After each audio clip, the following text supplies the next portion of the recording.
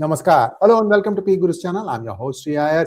Good morning, India. This is the tagline for this series as we have this series of conversations early in the morning to set the mood for the day with General Ravi Shankar. General Shankar, Namaskar and welcome to P Guru's channel. Sir, how are you? First class and Good Morning India is a nice way of starting. Of course, it's borrowed from that movie that what's that Good morning, Vietnam. MBBS. No, yeah, one is Good Morning Vietnam. Good Morning India is borrowed from that movie Vidya Balan and Sanjay Dutt's movie. I'm forgetting it. Munna Bhai MBBS. Oh, Munna Bhai MBBS. Yeah, she starts on the payment to say Good Morning India and all that. And so I think it's a good tagline for what we're going to do. We're going to say Good Morning India for, yeah, a lot of things Yes, sir. happening in Let Good me Morning India. set the ball rolling, sir. With your permission, viewers, first we want to talk about the 18% tariff agreement. So there are things that have been claimed by both sides that are slightly at variance to each other. We're going to try and tell you what we see. I mean, this may not be where the final thing will rest, but these are all things where you have to connect the dots, read between the lines and so on and so forth. 18% tariffs, is it across the board? Probably not. Pharma, software, those things don't come under it. It basically brings it down from 25% to 18%. But what about the other overhang of 25% for importing Russian crude? That is where there's an interesting thing there. If you read what Trump said, if you read what Prime Minister Modi said, there is a slight difference in the two. What I can tell you for sure, because I have done this as a monologue, we did the research 2 days ago, India's import as a percentage from Russia has come down to 29%, and Iraq is also around that. That's where it stands today. It used to be 44% not long ago. So this is just this is all happened. This happened before even the free trade agreement was signed. I just wanted to tell you, and if I were in India's shoes, I would want to make sure that I don't close any door while I'm also opening new doors. This is my 2 cents. I'll leave the first thoughts for General Shankar to weigh in on this. Then we'll go to the main topic, which is the Galwan incident and what happened in the parliament yesterday. Over to you, sir. Well, thanks a lot, Shriyarji. I think it's a good development, whatever has happened. Some sort of a trade deal. The trade deal is set, okay? And the tariffs have come down from 25 to 18%. And both the president of America and our prime minister have put this out. No problem on that, and trade will resume. And I think that leverage we got from the India-EU trade deal, and suddenly USA must have felt left out. I see some comment coming up which says that Fox feels that India has blinked, but it's not so. Many US media people are saying US blinked and India said yes. So that's where it is. And it did happen that way. Let's be very clear. Okay. To a large extent, the current US ambassador to India, Sergio Gore, he seems to have catalyzed a lot of things. And I find a lot of people are saying good on it. Good. Now, what happens? What is the significance of this trade deal at this point of time? It puts a floor on the India-US relationship, which appeared didn't have a floor. The floor had fallen off. Right? So there's a floor which is set. So on this you can build. Obviously, the issue of crude oil, the readout from what Trump Truth Social says, India has agreed to, stop buying Russian oil, switch to Venezuelan oil, all that. But he's silent on the 25% tariff for the Russian oil purchase. This entire business of oil, everything has been left out completely in Mr. Modi's, X tweet. So that is where it is. So we have to talk of this oil business. You have to understand where this oil business goes, because that is where the whole story is. Look, it was only yesterday. If you remember, yesterday only I told you about how all these are connected. Venezuelan oil, Russian oil, Iran oil. We talked of this. This is not something new. So we'll reiterate in the new frame which we're talking of. Like I said, this has come out in Trump's own tweet or Truth Social, where he said India will buy Venezuelan oil. We discussed this. We have two wells out there, so it makes sense. Our money is stuck $500 million. In the Orinoco belt, we can go and start getting our oil, which we were earlier getting. We have refineries which is suited to that oil. Get it? You have a thing going. It helps Trump. It helps Trump stabilize Venezuela, everything. And it keeps China out. What's better? It's only got formalized. What I spoke yesterday, and probably you would have thought it was a bit speculative, that's formalized today, 24 hours. And it's not this. I've been seeing this for the past 1 week because my earlier podcast also I said this just the night before. So this is on the cards. And with Venezuelan government aligning with the Indian government, uh, largely. In fact, even Maduro was generally with the Indian government. Only thing he faced pressure from China and USA to shut us out. Be that as it may, this will work. This enables us to reduce oil from Russia. It enables us to reduce oil from everywhere. Okay. The second thing which is important, and you have to understand it in this. I spoke yesterday about Iran. What is Trump's plan in Iran? Right? That's also come true. Yesterday morning, I said Trump will go for a nuclear deal. He gets a nuclear deal and gets the safety and security of America in his pocket, like the way he did with Afghanistan. He'll get Iran into his oil grip, and he wants to control the oil trade. So fine, let him control. And Iran oil will come into the market. The moment Iran oil comes into the market, I can go and pick up oil from Iran. Why should I go to Russia, which is sanctioned and all those problems, right? So I expect that to happen. I mean, forget expect. I'm sure it's going to happen because already today news many people would have missed. Iran has started talking to USA for the nuclear deal. They said we'll start. They've come forward. Iran has come forward. People were talking yesterday, oh, ye karega, wo karega, China aega, USA aega. Iran has realized neither Russia nor China will come to their help. So they have to do it on their own. And they've started talking. And it's in their interest that they get to a nuclear deal and get their oil on the block, on the market, which will happen. I expect it to happen in a month in some manner. Even if it doesn't happen, it's okay. Let the thing continue. Let's look at our own requirement. We are dependent on energy. Because we were getting cheap oil from Russia, we were getting it from there. We went up to 46, 47% at a peak. Good. We went through that crisis because at that point of time, there were other forces. USA was inimical to us and EU was hostile to us and all that.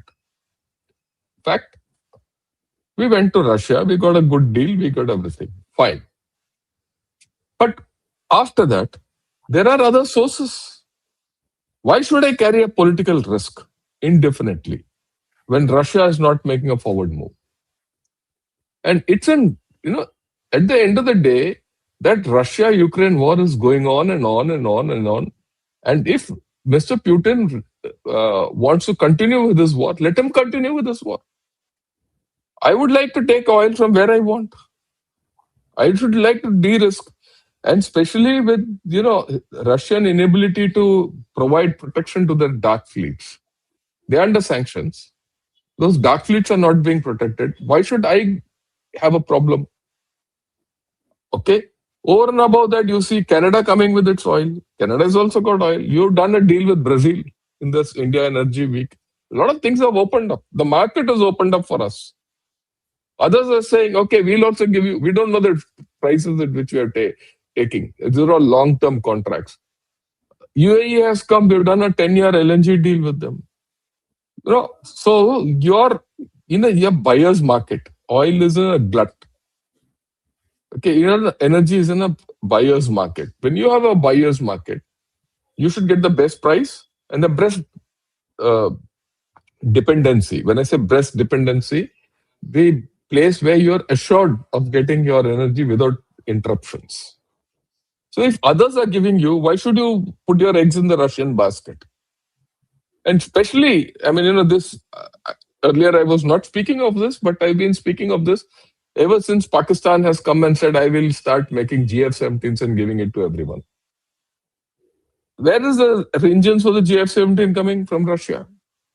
And Russia, I believe, is duty bound to give it to China as per their deal.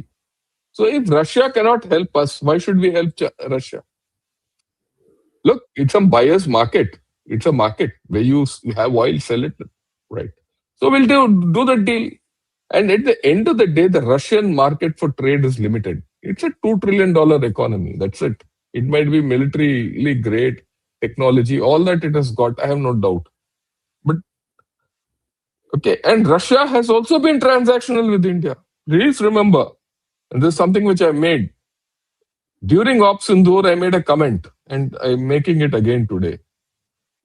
Okay, it was not the noise of the enemies which hurt us during Op Sindoor. It was the silence of friends. And the silence of our friendship with Russia was loud. So they have done this. So there's nothing to feel bad. Okay. There are times, I can tell you, when we've gone to them for certain ammunition and certain things, especially, in the Indo-Pak scenario, where they said, take a walk. Not far back. And this was when in the Afghanistan thing was going on. And Russia kept India out of that Afghanistan talks altogether. Right? So there is no hard feelings with Russia. We should do what is good for our health. And what is good for our health? Increased trade, better oil, sustained, getting oil in a sustained manner without interruptions. Getting that. And that is feasible if you, spread your places where you can get oil from. Find new locations. Your own oil might come from Andaman Nicobar, where we have discovered. That's down the line. So if you have diversified your sources from where you can get, why should you depend on Russian oil? So I think it's in all fairness. They also know that overnight it cannot come down. I suppose at some point of time, we'll have to do a deal with them and say, okay, look, we'll get down to this percentage and take that 25% tariff off and end of story. Right? And we'll leave it at that. And let EU find its own sources of oil. Why should you? EU will still take petrol from you and oil, diesel, because wherever you get your oil from, you will still give it to them. So I don't think it's a thing. I think there are gaps at this point of time, and I think these gaps will be bridged or in the process of being bridged. Okay. Trump has put that rider of 30% so that he doesn't lose control, or 25%, in Russian oil. So he is very clear, and he's also playing to his audience, political audience there. We are playing to our political audience, both. We say it's a win. Fox News says it's a win for Trump. After all, he wants his votes, midterm. So I think this is where it is. Overall, I think it's good for India. Trade will resume, and things will resume. But let me put the final thing. We had at the last year around this time, we had a strategic relationship with USA. The strategic part is gone. What you now have is a relationship with USA. Okay? It could be a military relationship, trade relationship, political relationship, whatever. It's only a relationship. The trust in this relationship is out. It's going to take a long time to build it back. What's happened in the past 25 years has been broken in a jiffy by Mr. Trump and his cohorts. So to build this trust back is going to take time. Will the ambassador here come and build that trust? I don't think so. Because this kind of trust, people to people trust, bipartisan trust, takes a long time. And what has come out, unfortunately, in this whole story for the past 1 year is that, USA has opened a playbook which ceased to exist. India-Pakistan hyphenation, treating India as a thing. What's happening in Bangladesh? You see, these are things we discussed yesterday only. You can't wish them away. Right? You can't wish Bangladesh away. They've created this mess for us. Just because Trump has put out the truth social, this mess won't go. So we have to be pragmatic about this relationship and how to take it forward. Thank you, sir. You're back to you. Thank you so much, sir. So this is still evolving. There will be some clarity, like General Shankar says. At some point of time, there will be an agreement that, well, we are going to keep it at this level. And if Iran comes online, it's closer, it is sweeter crude, we'll probably be able to do that. Again, but there will be, a balancing act, and there's nothing wrong in thinking that way. It's in India's interest. I completely agree and respect that. Sir, let's go on to the second one. Viewers, in the reference section, there are 3 references. Take a look at them, go through them, because what we're about to talk about, this is yesterday's fracas in Parliament, about an unpublished book, a story that comes in a magazine. I believe it is Caravan. I have not verified it, sir. I've heard that. It doesn't matter. People are saying, no, don't name the thing. Why? I mean, if it happened, it happened. No, it's come. So, yeah, it's come. So it's an article in Caravan about a book that has not been published yet by the former Chief of Army, General M.M. Naravne. And suddenly, Rahul Gandhi wants to make a big deal out of it. General, I have already made my thoughts clear. If you read the references, viewers, you'll understand what really happened in Galwan, according to my sources. I wrote that article 6 weeks after the whole thing happened. Over to you, sir, and I will give you uninterrupted access here and maybe a few questions. No, it's not a matter of uninterrupted. I would like your questions because that's the way I would like to answer this. See, first, as far as the India-China thing comes, we'll come to the Parliament, what happened and all. I have very strong views on whatever happened.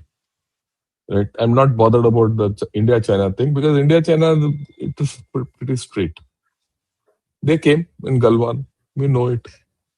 There was a fracas there. In fact, they didn't cross the LOC also. Or not the LOC, our side, the perceived side. They came on the edge and plonked a few tents out there. That's it. And our chap said, please take it back. Okay. And in that, barely Colonel Santosh lost his life with 20 other chaps. We also hit them. They accepted 4. There is much more. We restored Galwan. Okay. Now, then things were there bad in Pangong. So up to Finger 4, they came and erected bunkers out there. Right. And then they erected bunkers in various other places. And they even made maps of China and put it, as if this is their territory, all that. That was the bad period. But even in that entire period, they didn't cross their perceived line of LAC. You see, this is the thing. They have a perceived line of LAC. We have a perceived line of the LAC. Right? The gap between the two. Right? It's like this, this is their line, this is our line. So where there is differences of perception, there are about 8 or 9 points. That Sang, that Gogra, Hot Springs, Pangongso, Demchok, these were there. Now, Galwan also was one of them. Galwan was where the friction occurred. What they did was they came up to their perceived line of the LAC and built whatever they wanted. And Pangongso, they built bunkers, all that. And they were about to do something in this Chushul area, that is Rechinla, Razangla and all that.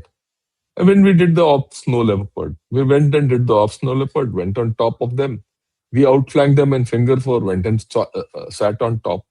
They moved their tanks, we moved our tanks. They were face to face, just 300 meters apart. And I know it for sure, it happened that way.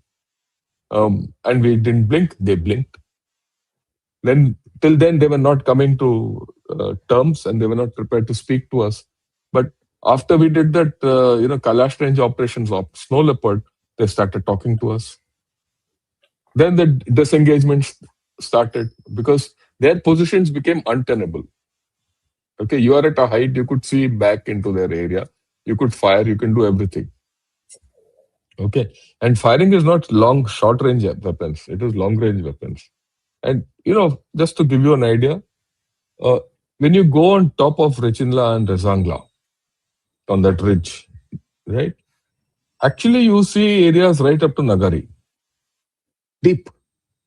When you're this side in Chushul also, From the Chushul Heights, you can't see. You have to go on top and see. You go to the, that meeting point, border meeting point, which is in the middle. I've been there. That's where this whole story took place. Um, you can see fairly to a large distance, but not that much, right? But these two heights, you go right back, Spangor Gap and Spangor Lake, and you can see right up to Nagari. On a good day, clear day, you can see the road also. I've not seen it. One of my commanders who I served under, who was from Ladakh Scouts, has seen that road from that thing. He said. Is that the So, Karakoram? Is it? No. That's the road connecting, the G219 highway, Oh, which goes G219. through from them Tibet, along Tibet, across Aksai Chin, and goes into Kashgar, Hotan Kashgar. Right. That's why that whole story they took Aksai Chin. Otherwise, they had no reason to come there. You can see that. And then we did the Kailash train. They started talking, and then one fine day we came to know that they were disengaging. Part of the disengagement did you go back? We'll also go back. We'll go back to our line of LOC. You go back to your perceived. It was the opposite. We will step behind your perceived line of the LAC. You step back behind our perceived line of the LAC. And the area in between was some kind of a buffer zone. And patrolling here will be carried out at mutual thing. So that was there. After that, for a long time, immediately, first this disengagement happened at, Galwan was the first, of course. It happened in Chushul and Pangangso area. Then it happened at Gogra. It happened at Hot Springs. And then it stopped. Then it happened again in October, after that meet in Kazan between Xi Jinping and Prime Minister Modi. Depsang got unlocked. So now we go 15 kilometers the other side, because there's a bottleneck out there where they came and sat down. Right? They wouldn't allow us to go. We wouldn't allow them to come this side. Only difference was that bottleneck and that Y junction is at a place where from there to their perceived line of LSE was only 1 kilometer. From that bottleneck to our line of LOC, which we thought our patrolling points, was about 15 kilometers. But after what we did at talk in Kazan, they went back from there. Today, at every place, we go up to our perceived line of the LAC. They also come. This is part of the agreement. Literally, you have gone back to what started in April 2020. You've gone back to the starting points. We have gained nothing, they have gained nothing. Zero. Okay, but what is important that you gained? The importance that you gained is the Chinese came and they behaved as if they're going to take over this entire area for good. And end of story. We gave them a bloody nose, first at Galwan, and then we outmaneuvered them in Kailash trains. They had no answer. They suddenly found that they can't handle the Indian army and they cannot sustain themselves there. You see, in high altitude, it is not a matter, people say, no, he's technologically 10 feet tall. He can be anything. But in high altitude, it's a matter of man over machine. And the machine only aids the man. And there, the Chinese man got found out. So they had to go back. They could not. Their losses were huge. Okay. Every day they were losing people. And people, it's high altitude fighting is different. So they were mentally gone. And they said, look, there's no point. There's no way. And they went back. Initially, they went back from Chushul and Pangongso, then Hot Springs and things. Yet, their designs didn't go out. December 22, just after the 20th Party Congress, Xi Jinping became, that emperor third time and all that, and he got re-elected, or rather, he formed. December 22, they tried something at Yangtze in the east, and they got beaten up badly. So they had to go back. After that, it's all quiet. Finally, after 4 years, October 24, when that Kazan meeting happened, then Depsang opened up. In this entire process in 4 years, you have pushed the Chinese army back by 9 kilometers and taught them a lesson. After that, this entire thing is finished. They cannot come here. Out of question. Right? You beaten them black and blue at Yangtze. You outmaneuvered them in Kailash Range. You stood against their initial fury at this thing.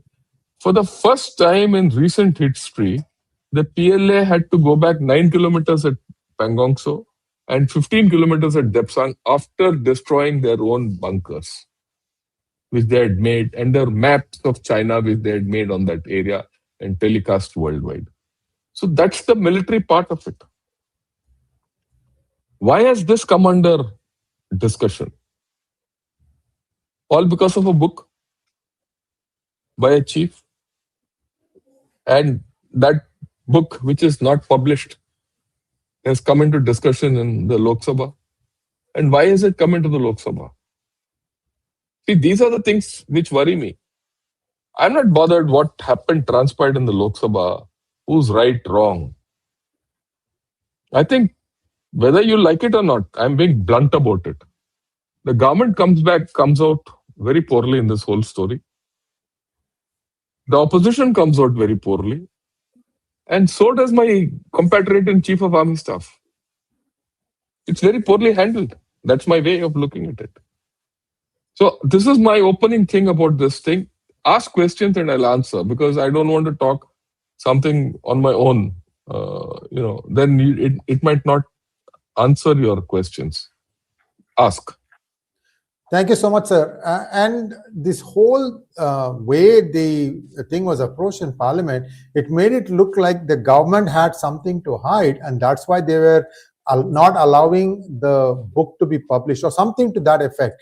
I mean, they are clutching at straws, if you ask me, General Shankar. Because who's clutching at straws? Rahul Gandhi and their team. What okay, they are trying to say is, okay, that's the popular perception. Yeah, that's a popular perception. Let me put a few issues across to you. If you repeatedly call your opposition as unpatriotic, at some point of time they'll behave unpatriotic. And it's been happening.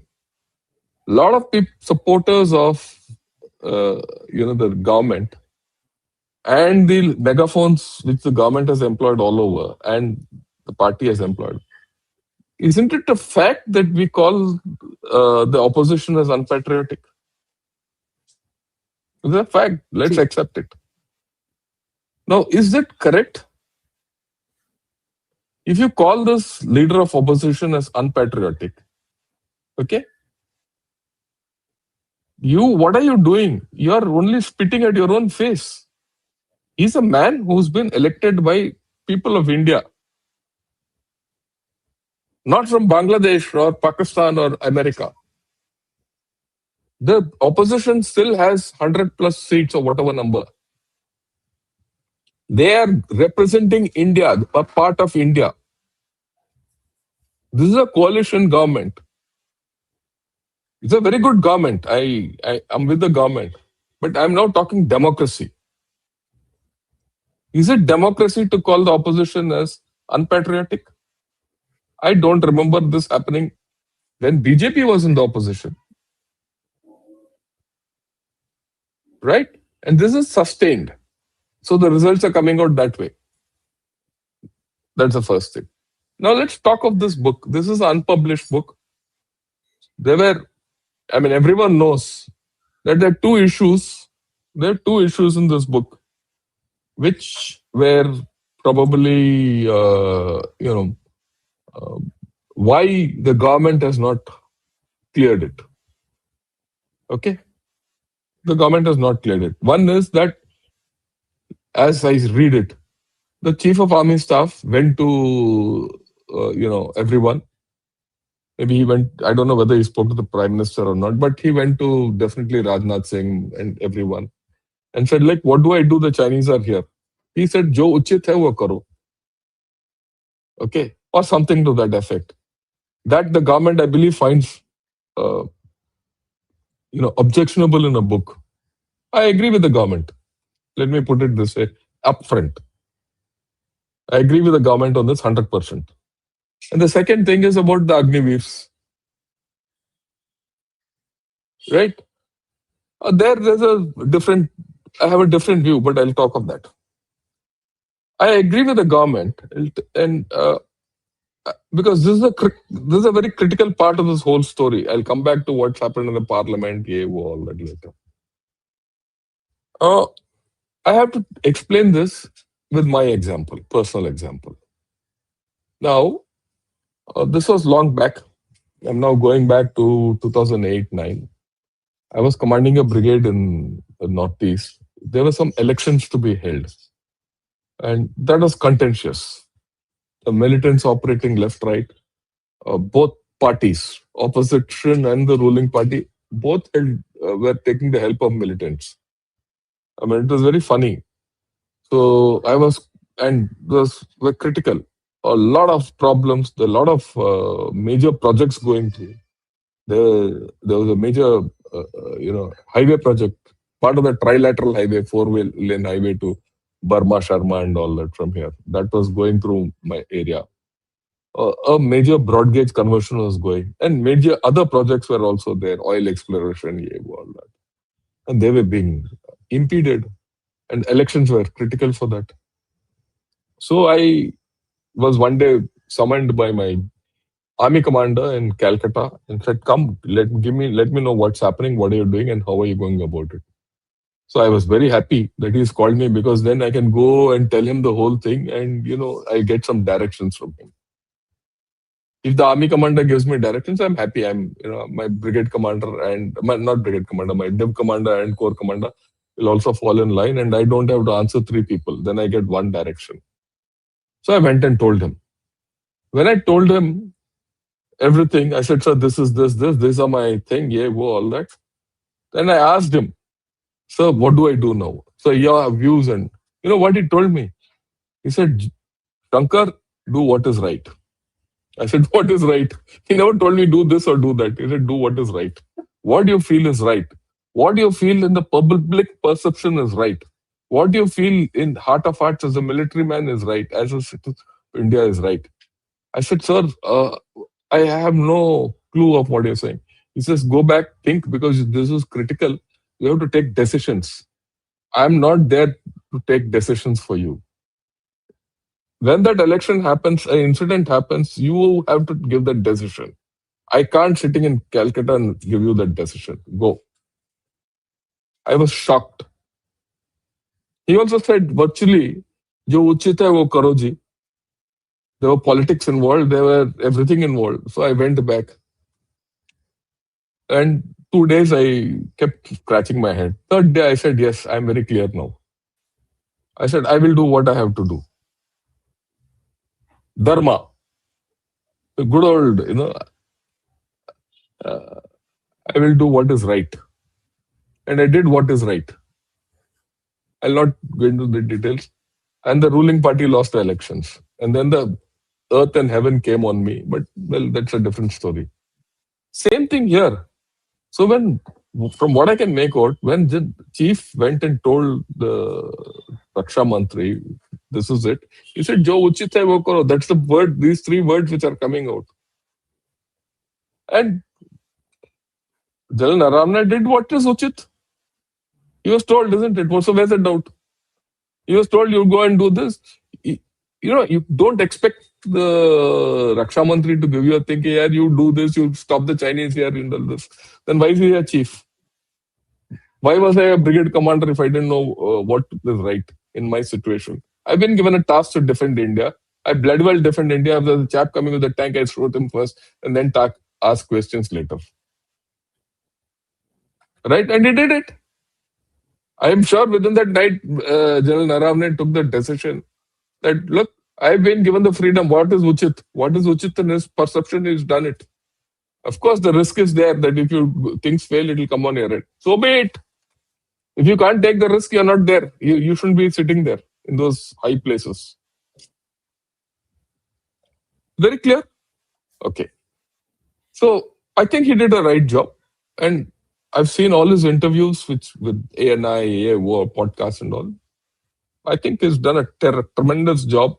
as the Chief of Army Staff to restore the situation in 2020 in Galwan, Pangong Tso, Kailash Range, good leadership, clear-headed. I have no doubt about it. Then he writes this book, okay, and he puts it. And I suppose, I mean, I'm now also speculating. I'm now speculating a bit. He writes this book, and the government has objection to it. So far, it's not been cleared.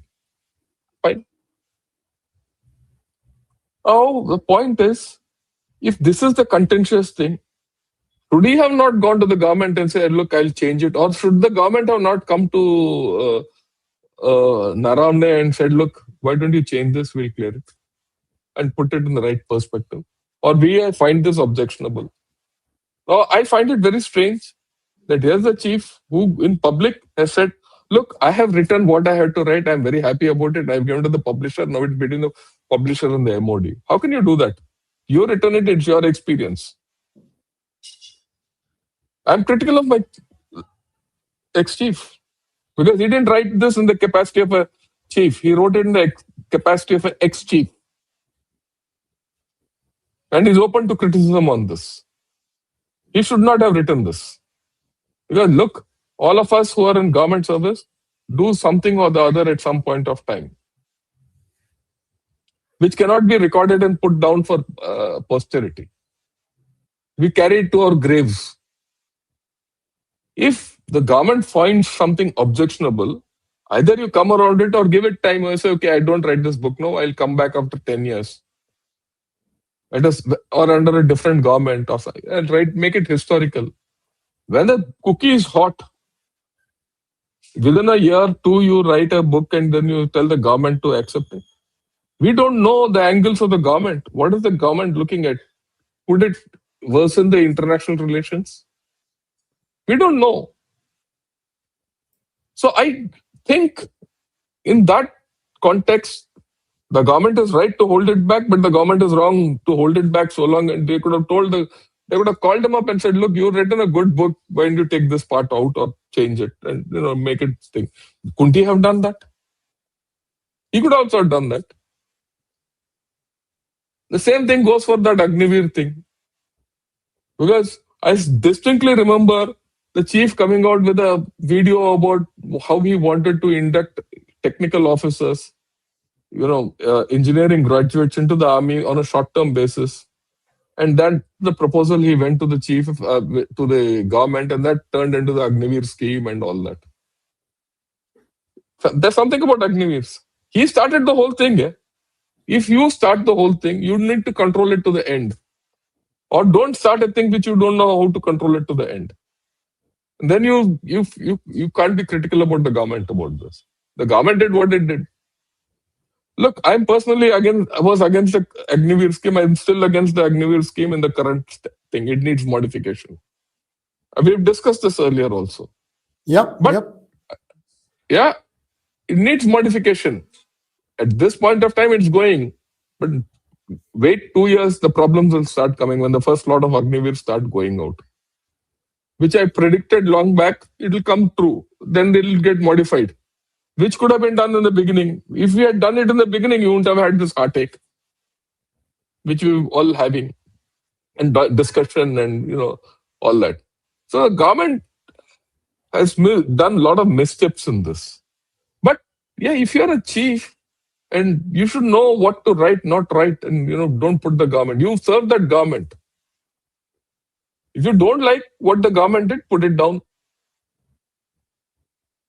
Okay, and you've done well. I mean, if you've done everything well, why do you want to write something because it is your felt need and all that? I mean, somehow that psychology I couldn't understand. Right? I've also done many things which I can't tell you also today against my seniors because I had to get ahead, or I didn't like. I can't go and start writing books. My chief didn't do this. My Raksha Mantri, my pay scale took me only up to the Raksha Mantri. Either I talk well of him, that's good, or take it to your grave. Yeah. Why do you want to talk in public? And why do you want to open out yourself in public about all these things? I mean, we've had to talk about Manohar Parrikar. It was a good experience. I've not spoken about the other defense ministers I've spoken, no? Have I? I've served with Mr. Antony also. I've served with Mr. Pranab Mukherjee also. I've served with Mr. Arun Jaitley also. And it was quite very deep interactions with Mr. Arun Jaitley. Right? I don't speak about them. I speak good. Who's been the best, good things. At some point of time, when you reach a level, you need to generate confidence in the country and people to people relations. It's not a matter of A party or B party. Okay, now I'll come to this business in the Lok Sabha. Of course, the leader of opposition, the way he came out, and said, this is it in that book, and, is out of context. Whether it's right or wrong, that's his choice. That's his political choice. As a leader of opposition, he felt that was the thing to be discussed in the parliament. That's his choice. That's democracy. It's anyone's choice to criticize him. That's also democracy. But I am not talking of whether he did the right thing or the wrong thing. He exercised his choice. He exercised his choice of, saying this is it. But he exercised it at a time during budget session, out of context. Why that's his reasoning, isn't it? He said, people call me unpatriotic, so I'm talking, and he's quoted MP who's called him unpatriotic. Now, I can keep going back, but that's okay. But in this case, the response by the government, and we're talking about two senior ministers, was also patchy. Why should they feel worried about what a ex-chief has written? Especially when you have the whole country is with them. And the LOP also, the leader of opposition also should know why you're raking this up at this point of time. When everyone is saying, it's only Indian Army who sorted out China and PLA. You're on a pig's back. So there are questions. It's not as if it's unitary that he's right and he's wrong. I find the whole thing. And I come back to another thing which I am very, very, very clear about. This is some kind of I would say, political immaturity on the part of our leaders at this point of time. And I'll give you an example.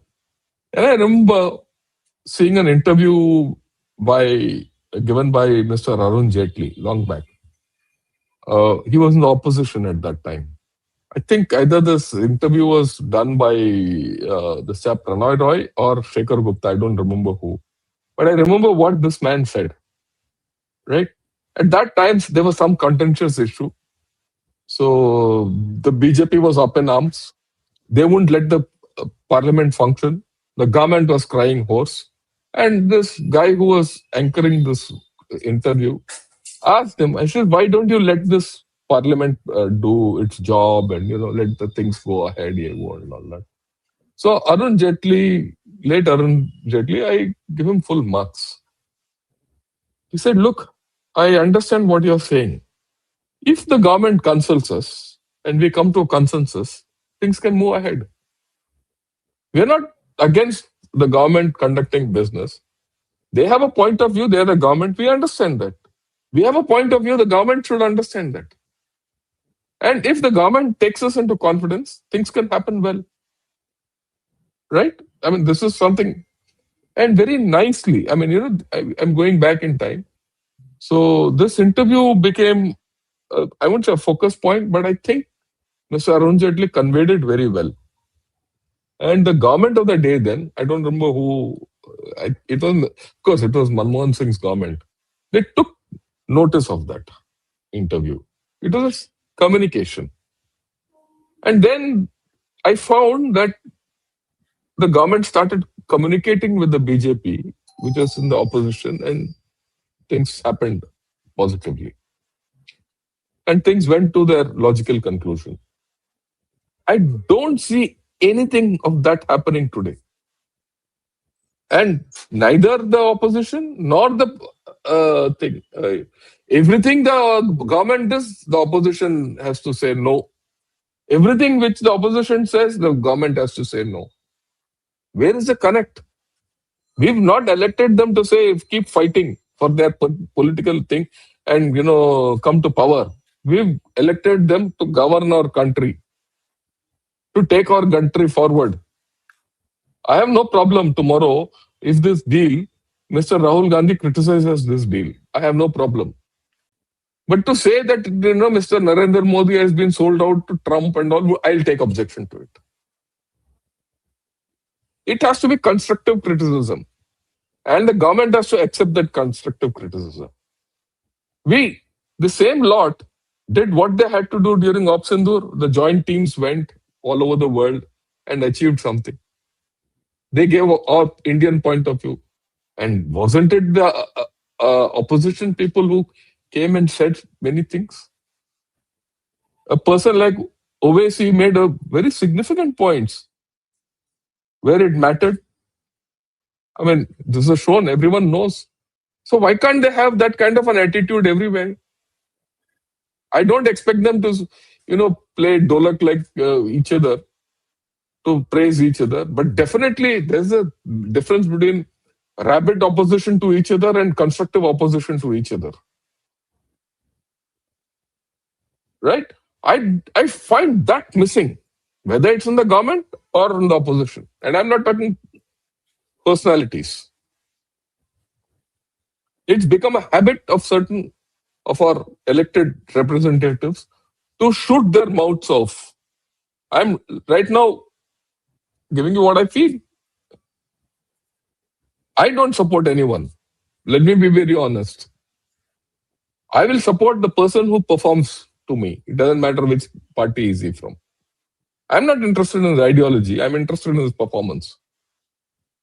If Mr. Modi performs, I vote for him. If tomorrow Rahul Gandhi has to perform, I'll vote for him. But they have to perform. Right? But for every one who gets elected into chair as a prime minister or a chief minister or whatever, there has to be an opposition also. I think the strength of our country is this democracy. And yesterday, for me, that democracy was taking a hit. I thought I'll put these issues out. It's not China. China will sort out. And let me tell you, the strength of our nation is democracy. That's one way. The other way is, I'm glad this happened. It shows that we are a functioning democracy. Look at it. You have to look at it in a different manner. If you look at it apolitically, all these facts come out. Right? Yeah, I think I've spoken a lot. Your views, and we can question and you can.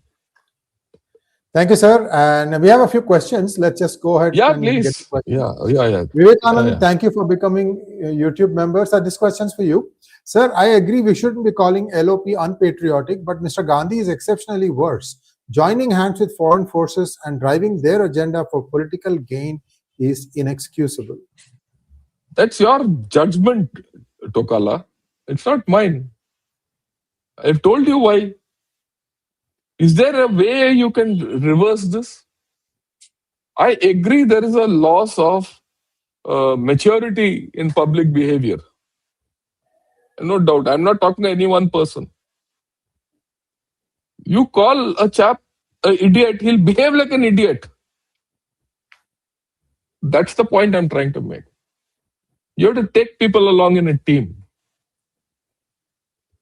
That is where, and the bigger man comes, into the picture. It is the government which has to do this. It is the government which is responsible for the nation. The government has to take the opposition along. Don't expect the opposition to come and fall behind you. It's always, that's the fundamental of democracy. If that breakdown happens, you'll see polarization. And we've had enough of it in this country. Okay, I'm not a supporter of BJP. I'm not a supporter of Congress. I'm making this again. I'm neither do I support DMK, nor do I support Akali Dal or TMC. I will support the guy who performs for me. वो ना meal of the day, वही खाऊंगा मैं. Yeah. Thank you, sir. Pristine wants to know, the only thing concerning is opening up our agricultural market for US products. That is scary and needs more details. Yeah, I agree with you. I don't think we have opened up our agricultural market for US products. I think, if at all, I think a few things like cheese and all, some things we will. Look, but any give and take, in any trade deal, any deal, there's a give and a take. As much as Trump will go and, EU will say, we got the best deal. For that matter, even these people, the New Zealanders said we got the best deal. Right? In their respective countries, they've been opposition to this, that you sold out to India. Some they've said, yeah, you done got the best deal. Same thing will happen here. And yeah, that's democracy. Yeah, and that's democracy. And I agree. Your point is valid. It needs to be examined. We'll see the fine print of this deal when it comes. Right. Jump beforehand, we shouldn't. It's not correct. Yeah. Satish says, Trump doesn't want to fight anywhere. I've seen the National Defense Strategy, which is a follow-up to NSS. Their aim is to deter China with strength and not confrontation. Yeah, that's, I think, a very logical way of looking at it. Why should I fight to get my job done? If every day you want to go and fight with your boss, or every day you want to fight with your neighbor, and every day you want to come at, or you feel your street is the best, the next street I have to subdue. Every day you're in fight mode. Please understand. Look, many people talk very poorly about Mr. Trump. I agree. He might have his idiosyncrasies. But damn it, that country has elected him as the president for some reason. He's got some qualities. He got removed and yet he came back after 4 years hiatus. He's come back with a plan. I've spoken about it. And his things are moving as per his plan. People are reacting. Probably the only country which has not gone as per his plan is India. And we should be proud of it. And let me tell you, I like him only for one reason. Okay. I love him for the fact that he's sorting out China. This is your long-term problem. He's sorting out China big time. So take things with it. Yeah. Next question. Sriji wants to know, which patriotic opposition leader called our country a dead economy and called names of judiciary and armed forces in all overseas stages? Mad statement ever. I will fight the Indian state. Who did it? I don't know what he's asking. Yeah, we shouldn't get involved with these kind of things. No opposition leader has said ours is a dead economy. The dead economy came from Mr. Trump. Okay. Yeah, it's the leader, it's the opposition's call to criticize the government that they're not doing the right thing. They might use, look, that's democracy, damn it. If you don't have these people who are making a noise, our government will go haywire. This is the nature of democracy. What happened, when Mr. Rajiv Gandhi had 400 plus seats in this parliament? Okay, we collapsed. The country went awry. Be happy that you have a democracy which is at least functioning. They keep the government in check. Unchecked power, absolute power, corrupts absolutely. ठीक है? थोड़ा ठंडे दिमाग से सोचो. Thank you so much, sir. We'll be back again, time permitting, tomorrow. And General Shankar is traveling, so we'll let you know. But Good Morning India is here for good. Thank you so much, sir. Namaskar. Thank you.